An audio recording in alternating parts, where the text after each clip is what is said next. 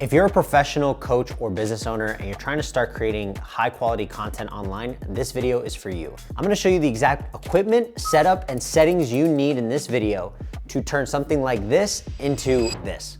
Now, full disclaimer, I've been doing this for the past 8 years. You do not need to be a full-time videographer, a full-time content creator to have professional looking setup. All you need is the specific settings, the specific equipment, and the specific setup to get something like this. So this setup that you're seeing, although you're watching it on YouTube and it's in horizontal format, actually can be formatted for vertical. So whether you're looking to create long form content, stuff like this exact framing, or you want to create short form content, the setup I'm gonna give you is gonna be focused around both. So without further ado, let's get into it. To make things super easy to follow, I've broken this down into 3 parts. The equipment, what camera, mic, tripod, and lighting you'll need, the setup, how to position your gear for the best possible shot, and last but not least is the settings, the exact camera, lighting, and audio settings I use to film content like this. To make things even easier, in the link in the description of this video, I put a free guide with the links to all my equipment, where to get access to it, and even some alternatives if you're on a budget. All right, with all that being said, let's get into it. Let's start with the actual gear. So first up is the camera. I use the FX3. This bad boy is honestly, even to this day, one of the best cameras I've ever used. It's versatile, it's very flexible, and the powerhouse to create different types of content, whether it's talking head content or even cinematic documentaries. I've used it for both client work, personal work. This is what I use. This is what I recommend you buy. This is what we're gonna be using for today's setup. Now that we've gone over the body that we're gonna be using, what you're gonna need, now let's go over the lens. The lens I use is a Tamron 28-75 2.8. 28 to 75 is the focal length. Are you excited to see me or no? Okay. 28, 75, wide, tight. I'll show you the differences when we go over the setup, but this is the exact lens. There are going to be other lenses on the market. However, for the cost and for, I'm all about efficiency, this is the best. This thing has been with me in different countries, proven, at least in my opinion, to be worth the money. Again, FX3, Tamron 28-75 2.8. Next thing is gonna be audio. The mic that I'm wearing right now is a Rode Wireless Go mic. I have the whole set because for client work, sometimes I'm interviewing 2 people. This mic I'm wearing is the Rode Wireless Go 2. Long ass name. This mic is perfect because it has features like being able to have a backup recording on top of recording straight to your camera. So when you're trying to just turn around something quick, ease of use, this is the best mic I found and it's been with me. It's been so great that I have 2 sets. A tripod, that is where our camera sits on, and that tripod that I'm using, the one right in front of me, is called a Manfrotto B3 Advanced. It's the carbon fiber edition because I do a lot of travel work. Want to have a tripod that's very versatile, light, so that's the one I have. Again, links in the description. Lighting. So in this setup, I'm gonna be covering 3 points of lighting. Number 1, which is going to be my key light. Number 2, which is going to be my fill light. And then the third is going to be my background lighting. At a minimum, you're gonna need 3 points of light for this type of setup. Key light, fill light, and a background light. The reason why we use 3-point lighting for not only our client work, myself, why industry professionals use it, is because it gives you the best appealing look. It creates separation between your subject and your background. If you want to stop watching this video altogether and take away anything, is that lighting is going to be the most important factor when it comes to your overall image. The better control of light that you have in your environment, the more cinematic, the more simple it's gonna look. Whatever your outcome with your image is, it's all based on lighting. So for my subject light or my key light, we are using a Godox 60L. So that is the light. And then paired with it is a 36-inch softbox. Links, description below. These are the 2 pairing that I use for my subject light. And on top of that, I need to have it sit on something, so I have a light stand. Amazon light stand, holds a light, that's all that you need. So that goes over the subject light. So for the fill light, the one I'm using is the Elgato Key Light Air. The reason why it's called the Key Light Air is because it's actually meant to be used as a key light. I do use it as a key light for my Zoom calls and my remote calls, but when I'm doing talking head content like this, I can modify it, lower the power, the output, and use it more as a fill light. So that goes over our 2 lights so far. The third light is gonna be our background light. Now I have a couple of lights going on in the background here. First is gonna be this orangey glow behind my bookshelf. This is just a light strip. So you can order these on Amazon. I personally use the GoV light strip. So that's the first background light. The second one is actually what is lighting the bookshelf itself. So the light that I'm using to light the bookshelf is the Forza 60B by Nanlite. Basically, it allows me to concentrate light in a specific area and I can cut it very easily. You don't need that if you want to mimic something like this. All you really need is another light source that is going to light the bookshelf. Now, it's super important to note, if your light source spills everywhere, it's not gonna look good. So the reason why I'm using that specific setup is because it allows me to control where the light, so the light is not spilling onto the wall, it's only on my actual bookshelf. But this, just to reveal to you, is a basic like light lamp off of Amazon that I got, and I can change the brightness, I can change the color, temperature, and I just like to have it on there just to add a little more separation from the bookshelf and myself being the subject. In this quick demonstration, I'm gonna show you how lighting plays a factor into the entire scene. So each frame that you're gonna see moving forward is going to be each light coming into play, and so you can see how it stacks the effect on top of one another.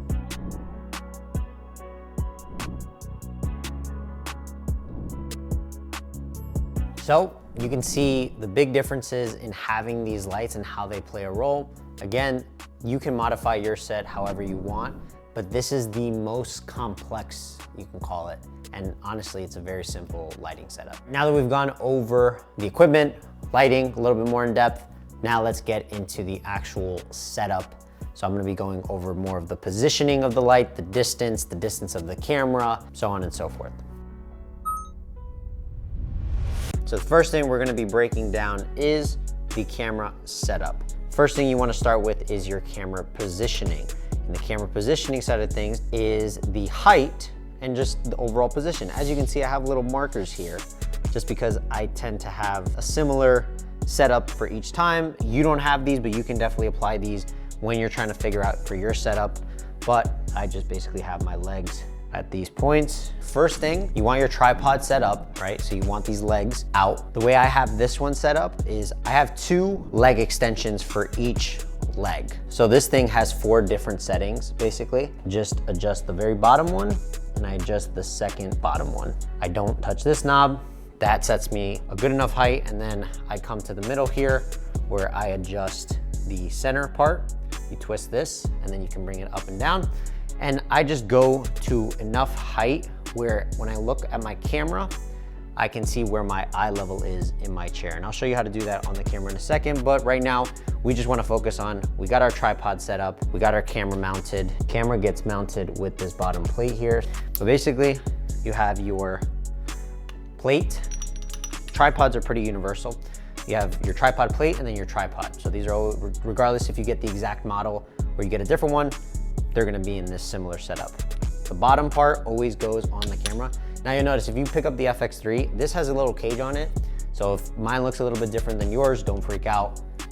You can just buy a cage. This one is the tilt-a cage. You can just screw this part right to the very bottom of the FX3 and you'll be able to plate it on your tripod. So let's do exactly that. Boom. We have our plate on our camera, and we also want to make sure that on the very bottom, I don't know if you can see it, but it says lens with the arrow pointing. This is our lens. We want to point it in the direction of the lens. So that's how you know how it plates. Now this tripod, the flathead, is our front facing part. This clip, this lock system, this is our back part. So you want this front part to slide in, right? It's not gonna click because this is blocking it, but you're gonna then push the black part down so this part can go all the way this way. because if you don't, you're gonna notice it just stops, right? So this is our safety, turn our safety off, boom, slide it in.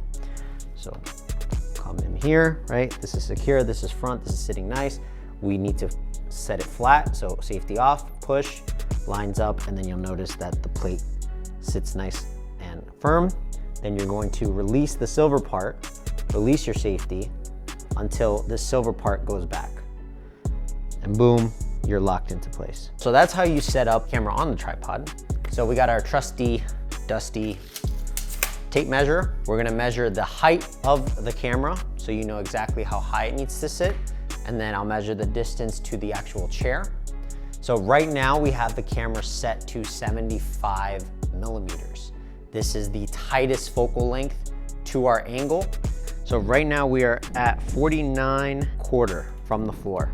So that is the height of the camera. Now, we're not doing any fancy angles of it being slightly up, slightly down. So we want it leveled basically with our floor. We know our height is 49.25. We're parallel. I'm gonna go sit in as a reference. Boom. Now we're parallel. Again, I have all my lighting set up. At this point for you, none of this is gonna be on, so let's actually turn this off. So now that I have my camera angle set up, now I can start to kill a lot of like my environment light that I don't want in my shot. And part of that is all this light. So if I open this up, just so you see, this is all window. So I have blackout curtains because I don't want any light leaking in. Now for a lot of you at home, if you're setting this up in a home office or let's say a home studio, you wanna invest in black curtains or blackout curtains more specifically, because regular curtains will still leak light in and it makes it nice and soft. But what this does is it doesn't give you full control of your environment when you're trying to set up for a set and trying to mimic like this type of things. So what I'm gonna do, I'm gonna kill these lights. That way we can get to the lighting setup. So notice how light is still leaking compared to these blackout curtains, just for point of reference. This doesn't affect me because of the distance. My camera is here. Just for some context, your light is being fed into the sensor. So if your light is coming from, let's say back here, as long as it's not hitting your subject or hitting the sensor of the light, you're good. So now we're measuring for the distance between our camera and our chair. So I'm gonna go more for the middle part of the camera, so that way I get more of an accurate read. Okay, so just where I'm at right now, you wanna be around 7 to 8 feet in distance, just to give you a really accurate reading of what I'm getting here. The tip of the chair, like the end of the chair, is 8 feet. So you're gonna be about 8 to 9 feet in distance from the camera and your subject. Again, this is at a 75 millimeter tightness. It has the most depth of field. It compresses a lot of your background, so you don't have to really worry about, if you notice, like the mess that I have from the bookshelf into the kitchen, it's a lot more of a mess, so I want to hide that, and the way I do that is by having a tighter focal length. Now that we've covered our distance, now let's get into the lighting aspect of it. Now, when it comes to the key light here, I'm going to turn my chair.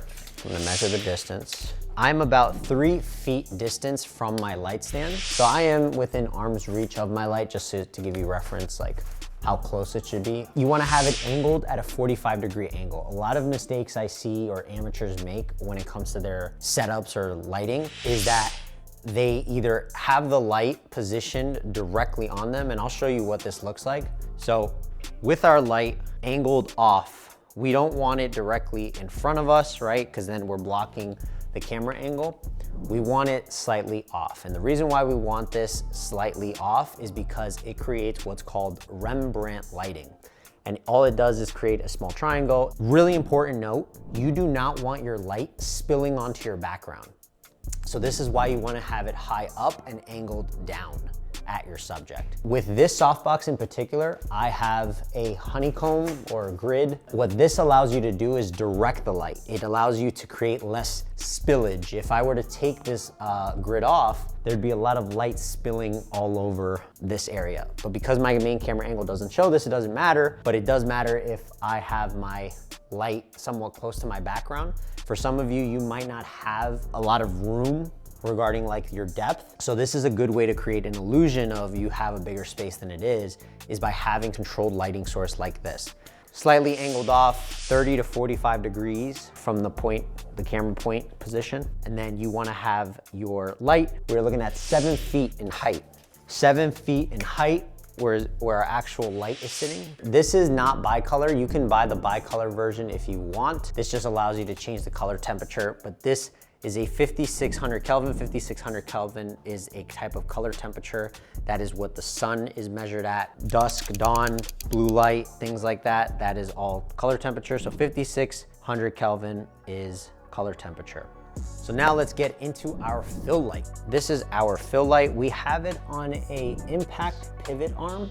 You don't have to get this one in particular, but this just allows me to move the arm around. I have it mounted to it, as you can see here, but just to show you for reference, this is how you loosen it. This is the key light air, right? And what's great about this light is it allows you to work with it on the app, so you can adjust all your settings. I also have it linked to my Mac, so all I have to do is turn it on, adjust the settings on my computer, and it does it via Bluetooth, via Wi-Fi. That's what I have. It's a nice soft light, so when I turn it on, there's a little switch right here. I'm just gonna click it, and I have it set to a warmer color temperature. So these are the exact settings of the Godox ML60 key light. And then this is the fill light settings, which is the Elgato key light air. We just stick with this. I know I didn't turn my background light off, but it's just a basic strip light. I have it on the molding of my back wall here. Again, Govee, link in the description. Here's what it looks like on screen. Next thing is gonna be background light. I have a little lamp here. You turn it on, colors, right? So you'll notice the temperatures change. I like the warmest because this is a warm tone in the background. I'm more of a cooler tone, so I want that contrast in color. Last but not least is going to be our light. Now this is a little overkill. You guys can just use any type of light to just brighten that up. The great thing about this light is that I have full control of where it points. These little tabs, you'll notice it'll start to spill on this side. If I open this up, it starts to spill more. Same thing on this side. It just gives you full control. If I lift up, it's gonna go down. It's like the opposite. So you'll notice it just spills a lot more. This is set right now to 45, and the color temperature is set to 3000 Kelvin. All right, and as you can see, we are back to our original set. Big difference, right? Going from this to this makes all the difference. So now we're gonna go over the exact settings of the camera, so that way you know exactly what you need in order to make sure all this works cohesively. Because if our settings are fucked, our entire image is fucked. So it doesn't even matter if you have all the lighting set up. If your camera settings does not interpret the world, literally, then your image is not gonna look the way that it should. Now I'm gonna show you exactly how to get these settings. So the way that I have my camera set up, my shutter right here, as you can see, it's displayed 1/48. I have it set to my dial here. Yours may be different, but it should be the same. If you rotate it, turn it, you'll notice the shutter changes. Again, you just want this set to 1/48. You can be at 1/50, it's not gonna make a difference, but the nice thing about the FX3, it allows you to go 1/48. 2.8 iris, that's my front dial here. So this guy right here. So this front dial allows me to change my iris. And you notice the image gets darker, don't worry about it. You just want to be at 2.8. You don't have to really worry about what this does. Your ISO is at 1600. This can go as low as 640. But I am 1600. Now I am shooting in log. What this means is the original footage, I'll show it right here, looks like this. This allows me to grade it, which is meant to be a different video, which I'll cover if you wanna learn more about how to actually grade, which is also a very simple process once you understand it. I'll be sure to link access to that video below. And then we just wanna make sure we are at 23.98 frames per second. I'm gonna go to my menu. I'm gonna scroll down to shooting, which is this little icon here. and then I go to image quality recording, go to file format, and then I like to shoot in HS 4K. This allows you to have the smallest file sizes, so it doesn't take so much space on your hard drive or your computer, but it also retains really good quality. If you shoot in something like S4K, bigger file sizes, less complicated to edit. But if you want smaller file sizes, you need a computer that can handle that, and it'll just require more computer power basically. But yeah, we want to make sure we're in 4K, HS, frame rate 23.98. We do have the option of 60, but we want to be in 23.98. Record settings 100, 422, 10-bit. 422, 10-bit allows us to be highest color dynamic range, so it allows us to grade. And then last but not least is going to be log. So if we go to log shooting settings, we want to make sure flexible ISO is enabled. We want to make sure this color gamut is enabled, and our LUT, which just basically allows us to see color. If you don't want to see that, you go to S-Rec 709. This is what our image looks like without a LUT on it. But as I mentioned, this is a post-production step. I'm going to show you how to do that in a separate video, but we basically have our temporary LUT so we can see, give a preview of what the image looks like. All right, that's going to cover it for the camera settings.